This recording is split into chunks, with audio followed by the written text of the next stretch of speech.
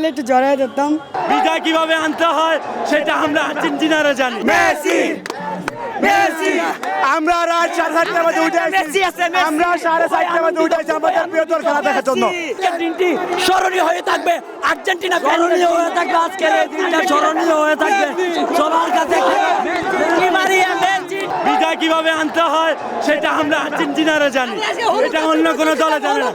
আজকে আমরা হলুদ জার্সি এলা করে দেখিয়ে দিচ্ছি আমরা খেলা কিভাবে খেলা জিতাই নিতে হয়, কিভাবে খেলে নিতে হয়। অনেক ভালো, অনেক আতঙ্কে ছিলাম, এখন অনেক অনুভূতি অনেক ভালো।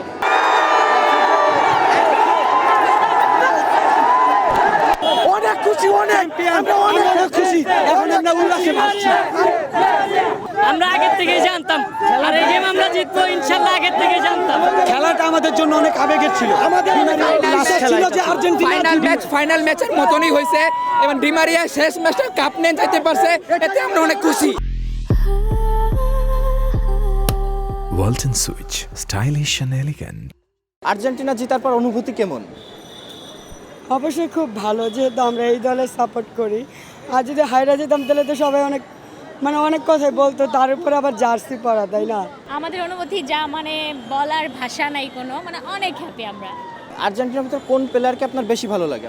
অবশ্যই অবশ্যই মেসি। মেসি, 10 অবশ্যই মেসি। কখনো যদি আর্জেন্টিনার কোনো প্লেয়ারকে পাইতেন বা মেসির সঙ্গে দেখা হতো, কি বলতে চাইতেন তাকে?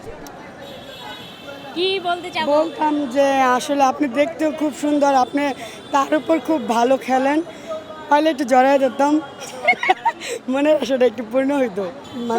11টাই বাঘের বাচ্চা।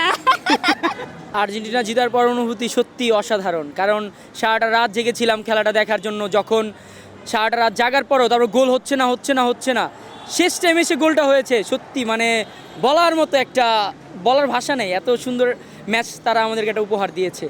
এবারও চ্যাম্পিয়ন আমরা, আর্জেন্টিনা।